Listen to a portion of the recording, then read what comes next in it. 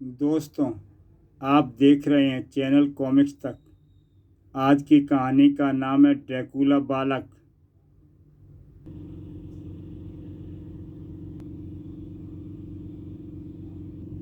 उह, रहीम का जीवन खतरे में है। घुर घुर। ड्रैकुला बालक ने पलंग पर बेखबर सोए पड़े रहीम की गर्दन की ओर अपने भयानक पंजे बढ़ाए।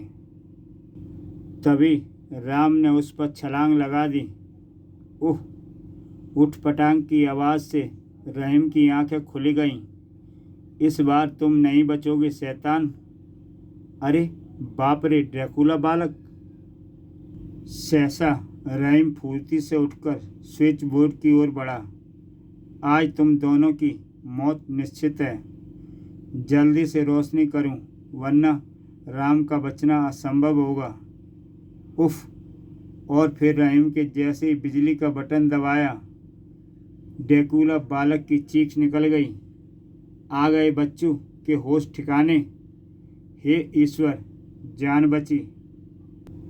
दूसरे ही पल ड्रैकुला बालक प्रकाश से भयभीत होकर खिड़की की ओर भागा।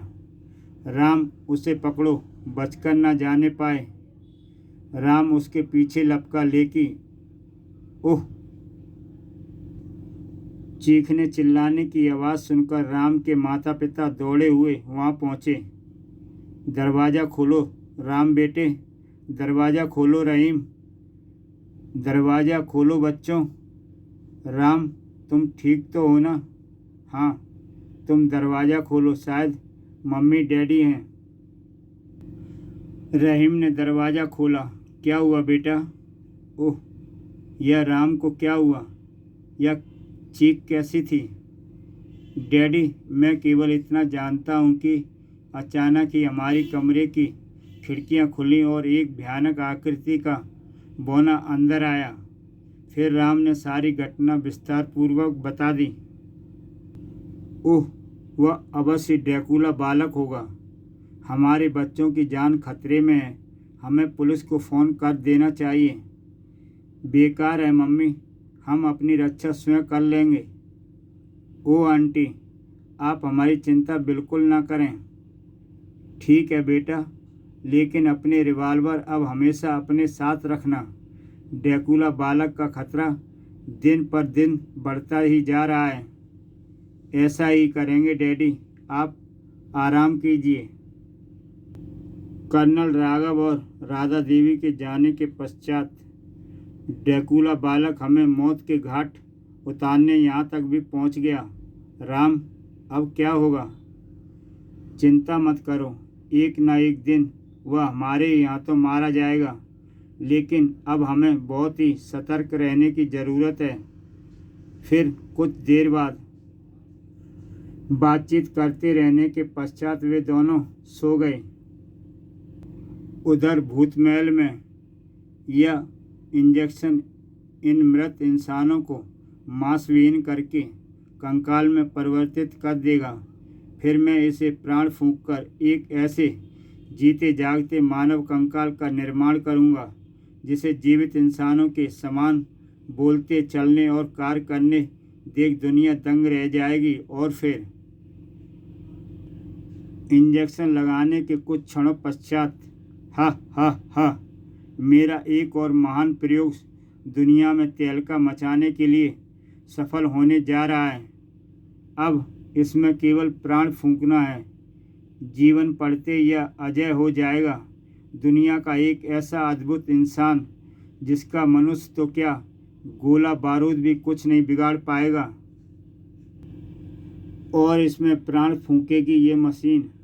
और फिर शाबाश मेरे फौलादी गुलाम, मैं अजय हूँ।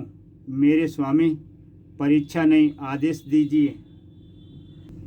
तभी डॉक्टर शैतान हंसते हुए, दुनिया मेरे निर्मित गुलाम का मुकाबला किसी भी प्रकार नहीं कर पाएगी। मैं आ गया स्वामी। ओह, तुम आ गए। देखो देखो दोस्त, मेरा नया प्रयोग सफल रहा। इसी खुशी में आज जी भरकर दावत उड़ा लो। लेकिन आपके लिए एक बुरी खबर है स्वामी। मैं अपने काम से असफल रहा स्वामी। राम रहीम फिर बच गए। खैर, तुम चिंता मत करो, वे दोनों ज़्यादा समय तक जिंदा नहीं बचेंगे। उनकी मौत अब ऐसे ही कंकालों द्वारा होगी। तुम मेरे लिए लाशों का प्रबंध करो। मैं कंकालों की एक सेना तैयार करना चाहता हूँ, ताकि मेरी यह सेना पूरी दुनिया को एक कब्रिस्तान बना सके। लाशों का प्रबंध करने में ये कंकाल भी तुम्हारी सहायता करेंगे। जो आज्ञा मेरे स्वामी। और डॉक्टर की शैतान हंसी।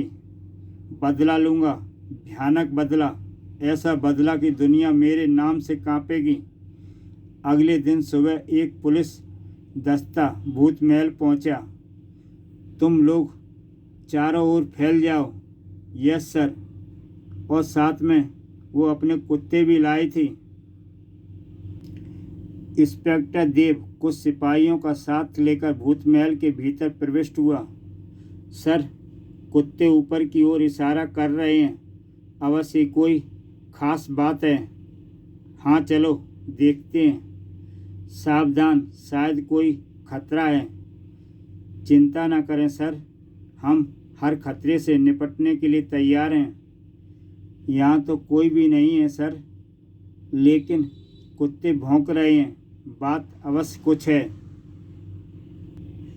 तभी इंस्पेक्टर देव की दृष्टि छत की ओर उठी। अरे वह देखो सर, यह तो किसी मासूम बच्चे की नुची खुची लाश है। हाँ, ना जाने किस अभागी का लाल होगा। सर, कहीं यह बच्चा इंस्पेक्टर शंकर का तो नहीं, जिसका कल रात ड्रैकुला बालक ने अपहरण किया था? कहीं कह नहीं सकते। राम सिंह, तुम तुरंत बाहर जाकर फ़ोन पर फोटोग्राफर को सूचित करो। साथ ही एम्बुलेंस के लिए भी कहना ना भूलना। सर, मैं जाता हूँ। सूचना पाते ही फोटोग्राफर वहाँ पहुँच गए। सर, क्या इस बच्चे की हत्या के पीछे भी ड्रैकुला बालक का हाथ होगा? हाँ, ऐसा ही लगता है, लेकिन बिना प्रमाण के हम दावा नहीं कर सकते कि इसकी हत्या भी ड्रैकुला बालक के हाथ हुई होगी। खैर, जब फोटोग्राफर्स अपना काम पूरा कर लें, तब तुम लाश उतरवा कर पोस्टमार्टम के लिए भिजवा देना। Yes sir. हवलदार को आवश्यक निर्देश देने के पश्चात इंस्पेक्टर देव आसपास छानबीन करने लगा। अरे, वह सफ़ेद वस्तु क्या है? वह एक सफ़ेद रूमाल था। आर, यानी इस रूमाल के मालिक का नाम आर से शुरू होता है। कौन हो सकता है?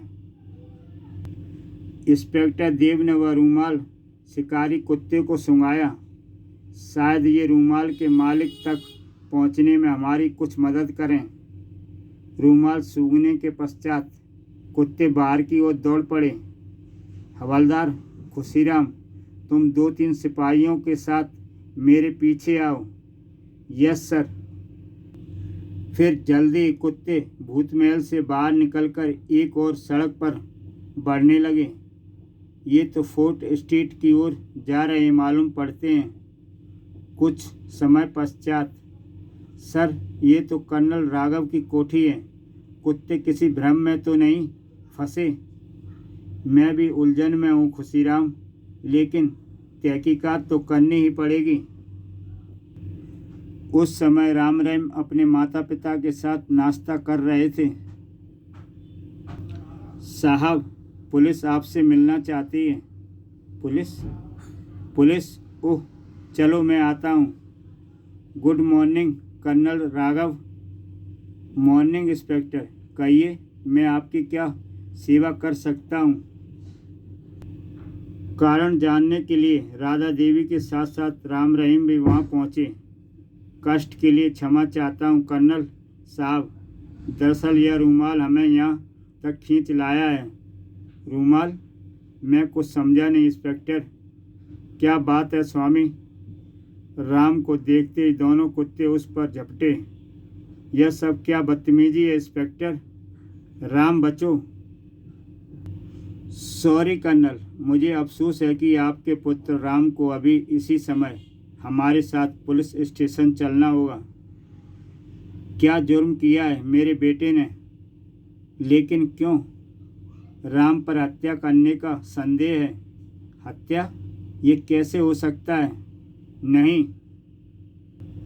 ठहरिए इंस्पेक्टर साहब, क्या आप यह बताने का कष्ट करेंगे कि मैंने किसकी और कहाँ हत्या की है? आपने एक मासूम बच्चे की हत्या की है और उसकी लाश अपने भूत महल में इसलिए टांग दी ताकि पुलिस इस कांड में भी ड्रैकुला बालक का हाथ समझे। यह आप क्या बक रहे हैं इंस्पेक्टर? इसका क्या सबूत है आपके पास? सबूत है यह रूमाल जिसके कोने में आपके पुत्र के नाम का राम का पहला अक्षर आर गड़ा है, जिसे सूंघकर ही कुत्ते यहाँ तक पहुँचे हैं। और आप साक्षी हैं कि इन गूंगे जानवरों ने इस रूमाल का मालिक को पहचानने में कोई भूल नहीं की है।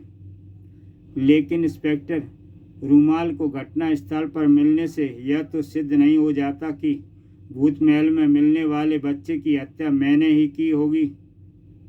सारे सबूत आपके खिलाफ हैं मिस्टर राम। बेहतर यही होगा कि आप हमारे साथ पुलिस स्टेशन चलें। बाकी हत्या आपने की है अथवा नहीं, इसका फैसला अदालत करेगी। यदि ऐसी बात है तो मैं आपके साथ चलने के लिए तैयार हूँ। मैं भी साथ चलूँगा। नहीं नहीं, मेरे बेटे को मत ले जाओ। मेरा बेटा खून नहीं कर सकता। मम्मी, आप चिंता ना करें, मैं शीघ्र ही प्रमाणित कर दूंगा कि हत्या मैंने नहीं की। हाँ राधा, धैर्य से काम लो। कानून को अपना कर्तव्य पूरा करने दो। यदि राम वास्तव में निर्दोष है तो कानून उसके साथ पूरा इंसाफ करेगा। जैसे ही वे लोग कोठी से बाहर निकले, हा हा हा, आखिर फंस ही गया भूत महल के चक्कर में। ओह, यह तो वही पागल बूढ़ा है जो हमें भूत महल के गेट पर मिला था। फिर इससे पहले कि राम रहीम उस बूढ़े को रोकने की कोशिश करते, बूढ़ा हंसता हुआ वहाँ से भाग निकला। कोई नहीं बचेगा, कोई नहीं बचेगा, भूत महल में जाने वाला कोई नहीं बचेगा। कौन था यह? क्या तुम उसे जानते हो? नहीं, कोई पागल लगता है। राम ने जानबूझकर ही असलियत छुपाई।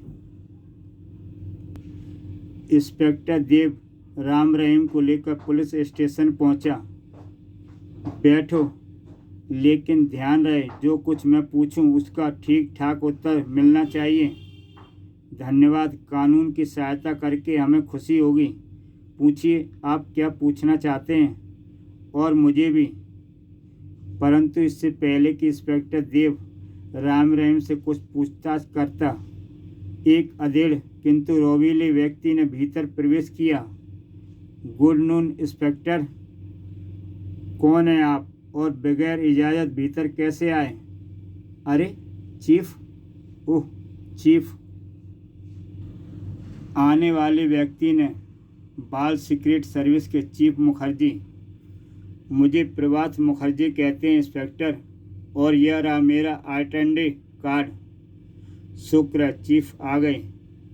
और परिचय कार्ड को देखते ही, ओह आप। सॉरी सर, मैं अपने व्यवहार पर शर्मिंदा हूँ। कहिए, कैसे कष्ट किया आपने? मैं इन दोनों को लेने आया हूँ। मुझे कोई आपत्ति नहीं सर, आप इन्हें ले जा सकते हैं। गुड, चलो तुम दोनों मेरे साथ आओ, लेकिन ध्यान रहे कोई चालाकी की तो हाथ पैर तोड़वा बैठोगे। मिस्टर मुखर्जी ने इंस्पेक्टर देव पर जाहिर नहीं होने दिया कि राम रहीम उन्हीं के विभाग के डबल सीक्रेट एजेंट हैं। पुलिस स्टेशन के बाहर मिस्टर मुखर्जी की कार मौजूद थी। चुपचाप बैठ जाओ, इंस्पेक्टर देव की नज़र हम पर है। मेरी सारी मेहनत पर पानी फिर गया। काश एक बार उनसे पूछताछ करने का मौका मिल जाता, तरक्की निश्चित हो जाती। और फिर मिस्टर मुखर्जी राम रहीम को लेकर वहाँ से चल पड़े। हाँ, अब बताओ क्या कहानी है? वह तो बताएंगे ही चीफ, लेकिन पहले आप यह बताइए कि हमारे पुलिस स्टेशन में होने के बारे में आपको कैसे जानकारी मिली। इसे मात्र संयोग ही समझो। मैंने तुम्हारे घर फ़ोन किया तो मालूम पड़ा कि तुम्हें किसी हत्या के आरोप में पुलिस ले गई है। तुम्हारे इलाके में यह थाना पड़ता था, लिहाजा मुझे वहां पहुंचने में कोई कठिनाई नहीं हुई। लेकिन आपने हमारी असलियत क्यों छुपाई? ताकि अपराधी यह सोचकर संतुष्ट हो जाए कि तुम दोनों पुलिस के चक्कर में फंस गए हो। ओह, तो यह बात थी। फिर राम ने अब तक की सारी कहानी विस्तार पूर्वक सुना डाली और अंत में बोला, लेकिन चीफ, यह मानना पड़ेगा कि यह कमबख्त ड्रैकुला बालक है गजब का फुर्तीला, हर बार बच कर निकल जाता है, कल रात भी। इसका मतलब यह हुआ कि वह बालक वास्तव में ड्रैकुला बालक के हाथों ही शिकार हुआ है। बातचीत के दौरान ही कार सीक्रेट सर्विस के हेडक्वार्टर में कब प्रविष्ट हुई, इसका उन्हें ध्यान ही नहीं रहा। बिल्कुल चीफ, इसमें शक की कोई गुंजाइश नहीं। हम भूतमहल गए थे और वहाँ से साफ बचकर निकल आए थे, ताकि शायद वह हमें अपने लिए खतरा समझकर कल रात हमें ख़त्म करने आया था। संयोग से हम बच गए, वरना तब एक बात स्पष्ट है, ड्रैकुला बालक भूतमहल में ही रहता है और प्रकाश उसके लिए असहनीय है। मेरे विचार से अब तुम दोनों को बहुत ही सावधान रहने की आवश्यकता है। ड्रैकुला बालक दोबारा भी तुम पर आक्रमण कर सकता है। जी हाँ, आप ठीक कहते हैं। जल्द ही वे इमारत के भीतर एक सुंदर सजे सजाए ऑफिस में पहुँचे। आप हमें यहाँ क्यों ले आए चीफ? बैठो, अभी मालूम हो जाएगा। चीफ मुखर्जी ने एक तरफ रखी अलमारी खोली। मैं तुम्हें एक विशेष चीज़ देने यहाँ लाया हूँ। पता नहीं क्या चीज़ देना चाहते हैं। वे तो उसमें से कपड़े निकाल रहे हैं। चीफ मुखर्जी ने अलमारी में 2 जोड़े कपड़ों निकाले। ये बुलेट प्रूफ कपड़े हैं। इन्हें पहनने के पश्चात ना तो तुम पर गोलियां ही असर करेंगी और ना ही ड्रैकुला बालक के कील जैसे नाखून व शरीर के कांटे ही तुम्हारा कुछ बिगाड़ पाएंगे।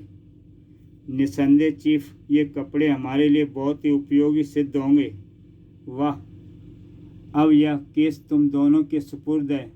राम, तुम्हें ड्रैकुला बालक के अलावा आतंक को जल्द से जल्द ख़त्म करना है। लेकिन यह हत्या का मामला, मेरी गिरफ्तारी के बारे में आप उच्च अधिकारियों को क्या जवाब देंगे? उसकी तुम चिंता ना करो, सब कुछ मुझ पर छोड़ दो और निश्चिंत से अपना काम करो। ओके चीफ, हमें इजाज़त दीजिए। उधर लगभग आधी रात को कब्रिस्तान में काले रंग की एक बड़ी सी गाड़ी आकर रुकी। जल्दी उतरो। गाड़ी से कुछ भूत प्रेतों जैसे सफ़ेद पोश और ड्रैकुला बालक बाहर निकला। भीतर पहुंचो और सभी ताज़ी गड़ी लाशों को खोद निकालो, जल्दी। जो आज्ञा। सफ़ेद पोश कंकालों ने द्वार खोला। द्वार खुलने की आवाज़ सुनकर भीतर बैठा चौकीदार चौंका। कौन हो सकता है? शायद फिर कोई नया मुर्दा। फिर टॉर्च संभालकर चौकीदार द्वार की ओर बढ़ा। तभी कौन कौन? भूत। सफ़ेद पोशों ने जैसे ही अपने भयानक हाथ चौकीदार की गर्दन की ओर बढ़ाए, भयभीत चौकीदार ने भागना चाहा। नहीं, बचाओ! परंतु वह भाग नहीं सका। ड्रैकुला बालक ने अपने भयानक पंजों में उसकी गर्दन दबोच ली और अपने पैने दांत उसकी गर्दन पर टिकाकर उसका खून चूसने लगा। और जब वह चौकीदार का खून चूस चुका, चलो जल्दी अपना काम पूरा करो, तब तक मैं इसे गाड़ी तक पहुंचाता हूं।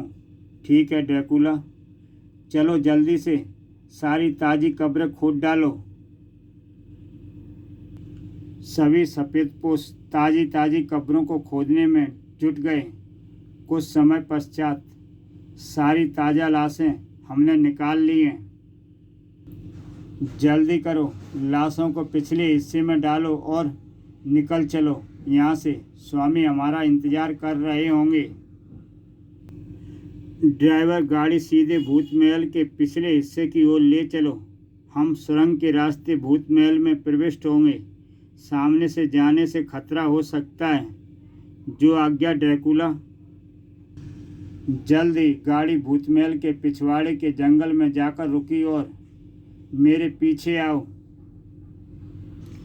भूत महल तक पहुंचने का दूसरा गुप्त रास्ता। चले आओ। अंतिम व्यक्ति। नीचे उतरने के बाद द्वार बंद कर दो। जब वे लोग सुरंग के रास्ते भूत महल के एक अंडरग्राउंड तहखाने में पहुंचे, मुर्दे ले आए। शाबाश, अब ये मेरी कंकाल सेना में शामिल हो जाएंगे। उसके बाद शैतान हंसी हंसता हुआ डॉक्टर शैतान। अगले दिन देश के तमाम समाचार पत्र विभिन्न कब्रिस्तानों और शवगृहों से रहस्यमय ढंग से लाशों के गायब होने की खबरों से भरे पड़े थे। समझ में नहीं आता कि यह सब क्या चक्कर है। भला लाशें चुराने से क्या फ़ायदा पहुंच सकता है अपराधियों को? अवश्य इसमें भी कोई गहरा राज है। क्या तुम इन लाशों की चोरी के पीछे भी ड्रैकुला बालक का हाथ समझ रहे हो?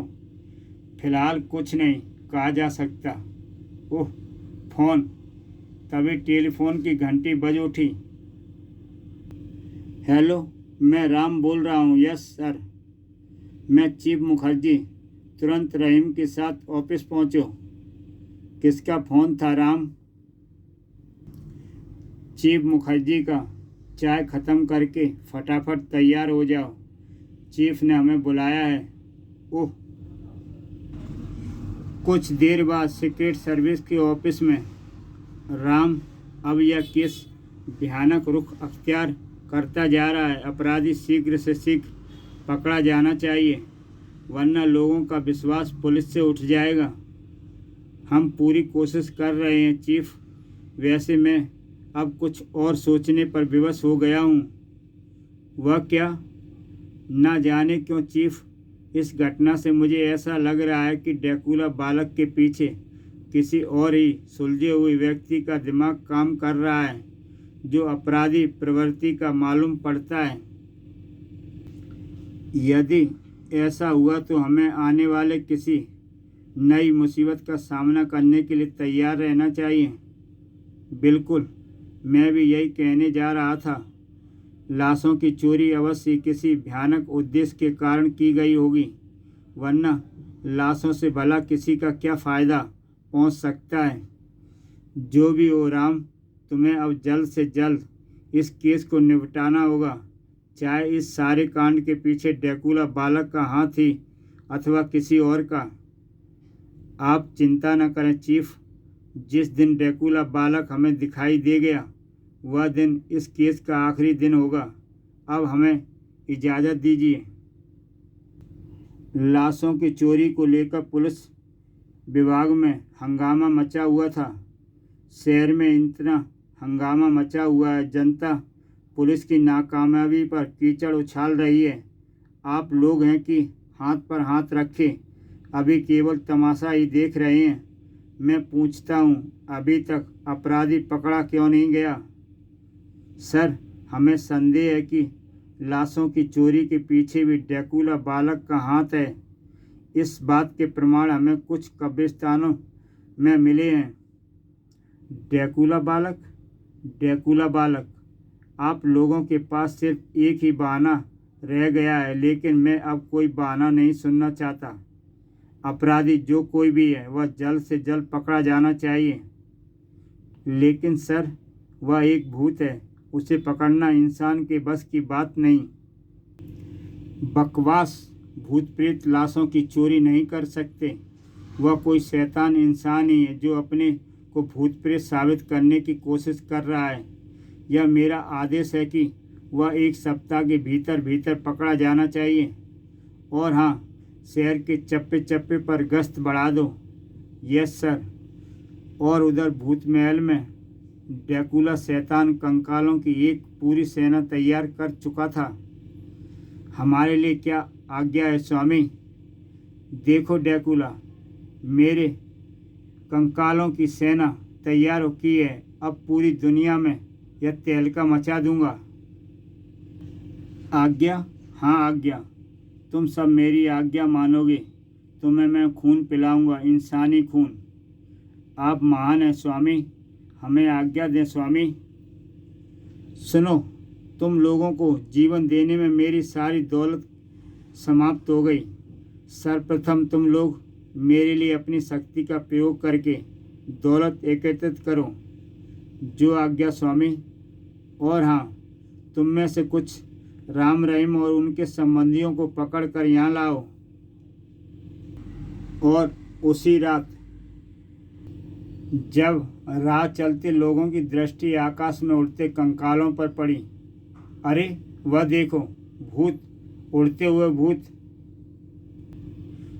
उड़ते हुए कंकाल एक बैंक के सामने पहुंचे। भागो भागो!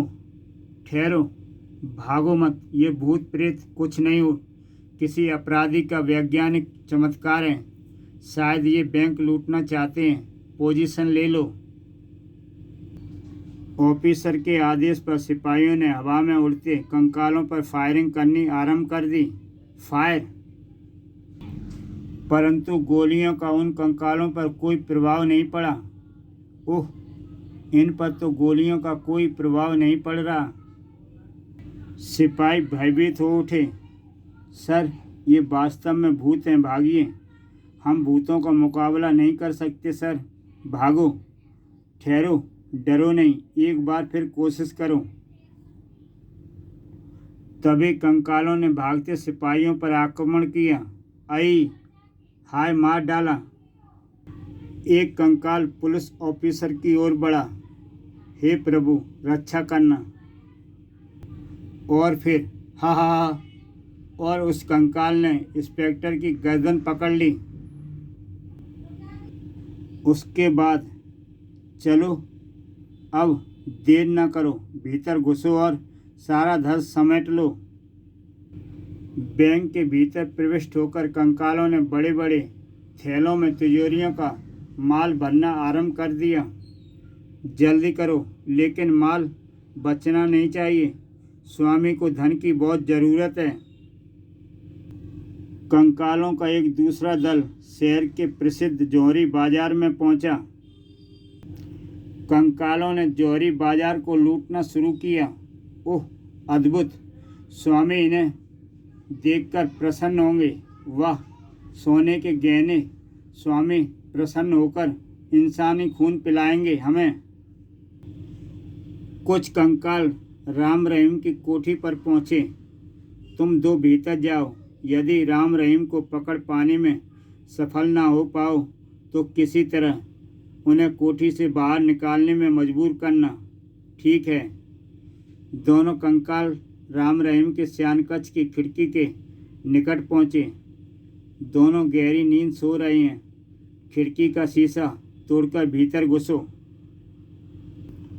खिड़की का शीशा तोड़कर उन्होंने खिड़की खोली और ध्यान से आहट न होने पाए, परंतु दूसरे कंकाल के कूदने से हुई मध्यम सी आहट से ही राम की आंखें खुल गईं। रहीम सावधान, या खुदा! राम ने बिजली की स्फूर्ति के साथ अपना रिवॉल्वर निकालकर उन कंकालों पर फायर किया। ओह, यह तो भूत प्रेत मालूम पड़ते हैं, लेकिन कंकालों पर गोलियों का कोई प्रभाव नहीं पड़ा। इन पर तो गोलियां असर नहीं कर रहीं। रिवॉल्वर भी खाली हो चुका है। कहीं इनके भीतर शरीर पर बुलेट प्रूफ कंकाल जैसी पोशाक तो नहीं?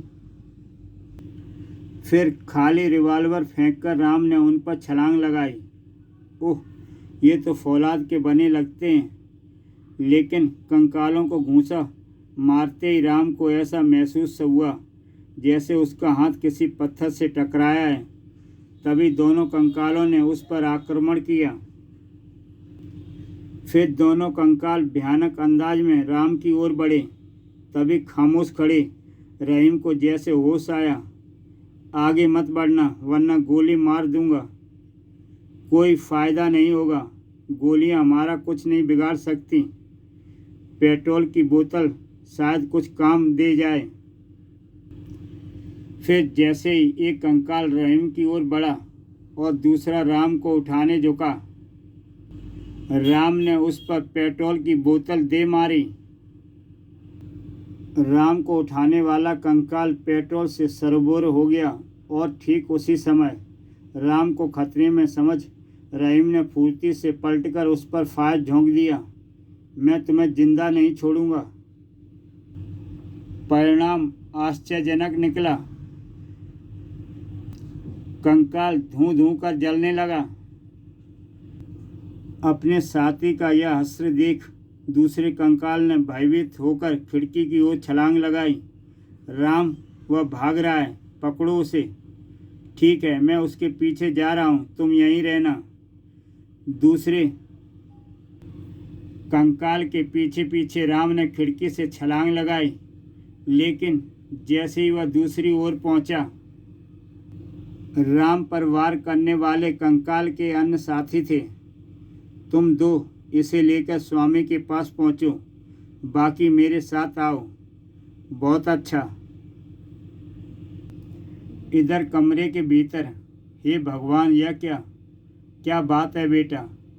मैं कुछ नहीं जानता अंकल, सिवाय इसके कि यह कंकाल मानव हमें मारने आए थे। राम इसके दूसरे साथी के पीछे गया है।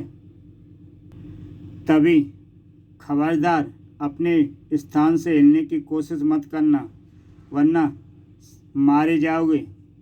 आई, यदि अपनी जान की खैर चाहते हो तो तुम सब चुपचाप हमारे साथ चलो। राम हमारी कैद में पहुंच चुका है। कोई चारा नहीं, अब तो इनके साथ जाना ही होगा। क्या? कोई चारा न देख कर्नल राघव, राधा देवी और रहीम ने स्वयं को उनके हवाले कर दिया।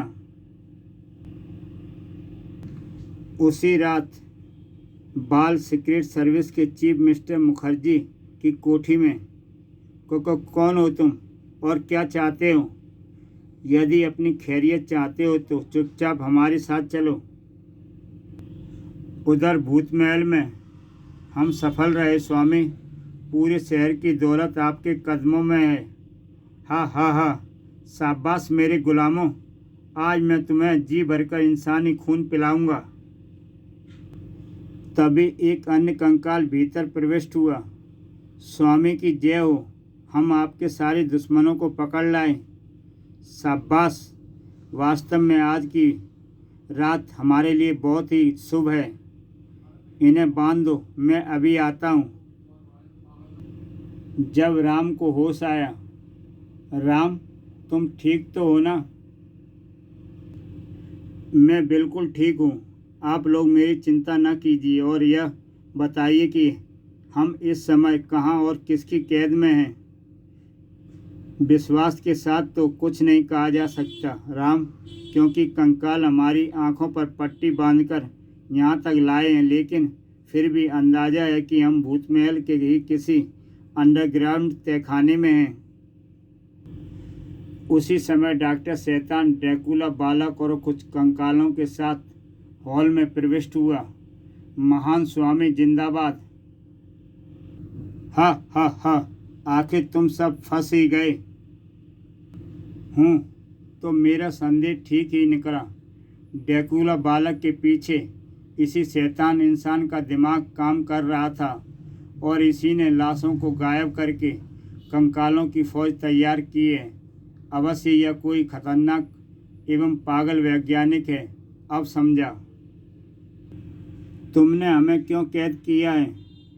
इस दुनिया को तबाह करने की तैयारी कर रहा हूँ और आधी तैयारी पूरी भी कर चुका हूँ। दुनिया को तबाह करने से तुम्हें क्या मिलेगा? क्या मिलेगा? हा हा हा, मेरा प्रतिशोध पूरा हो जाए, मेरी आत्मा को शांति मिल जाएगी।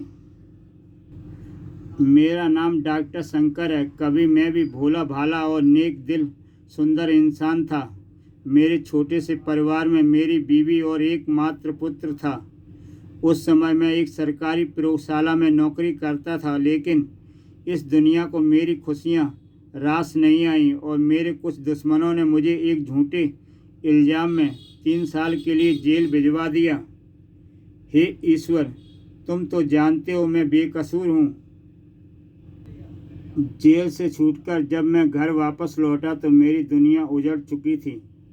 इसी दुनिया के कुछ सरामे इदारों ने मेरी पत्नी की इज्जत लूट ली, जिसके कारण उसने आत्महत्या कर ली। हे ईश्वर, यह तू मुझे किस गुनाह की सज़ा दे रहा है?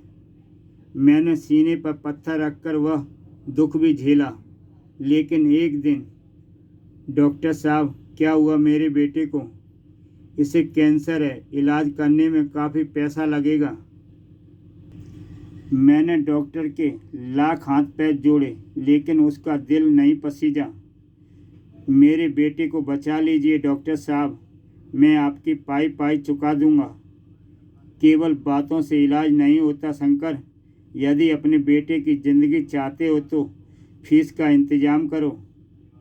और फिर एक दिन बिना इलाज और दवा दारू के मेरे बेटे ने दम तोड़ दिया।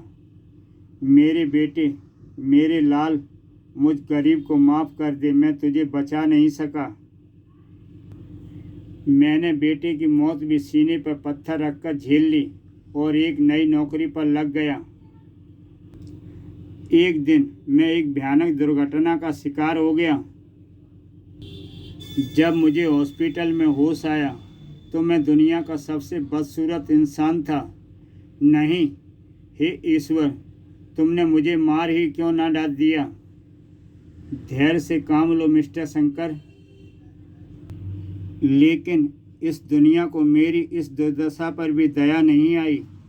जब मुझे हॉस्पिटल से छुट्टी मिली, कोई भयानक डाकू लगता है, मारो, पागल है, मारो। ओह, और लोग मेरे ऊपर पत्थर मारने लगे और दुनिया के दिए हुए जख्मों से मेरा दिल पत्थर हो गया उठा। डॉक्टर शंकर एक इंसान से डॉक्टर शैतान बनकर एक शैतान बन गया। मेरे दिल में प्रतिशोध की ज्वाला धधकने उठी। एक दिन बदला लूँगा, ज़रूर बदला लूँगा, इस दुनिया को मिटाकर रख दूँगा। एक दिन मैं खून के आंसू बहाता भटकता हुआ इस पुराने महल में पहुंच गया और यहीं रहने लगा। एक दिन महल के भीतर घूमते घूमते मुझे यहाँ के अंडरग्राउंड गुप्त तहखाने का पता चल गया। यह स्थान सुरक्षित है। यदि किसी तरह प्रयोगशाला कायम कर लूँ तो सपने पूरे हो सकते हैं। और मैंने किसी तरह पैसा जोड़ कर एक प्रयोगशाला कायम कर ली। प्रयोगशाला तैयार होने के पश्चात मैंने सर्वप्रथम ड्रैकुला बालक की उत्पत्ति की और बच्चों का दुश्मन बनाकर पूरे शहर में हंगामा मचा दिया। और मैं अब सबसे गिन गिन कर बदले ले रहा हूँ। मैं तुम्हें भी जिंदा नहीं छोड़ूंगा। ड्रैकुला, जाओ, सबसे पहले राम का खून पीकर अपनी भूख शांत करो। और डॉक्टर शैतान ने ड्रैकुला को राम का खून पीने का आदेश दे दिया।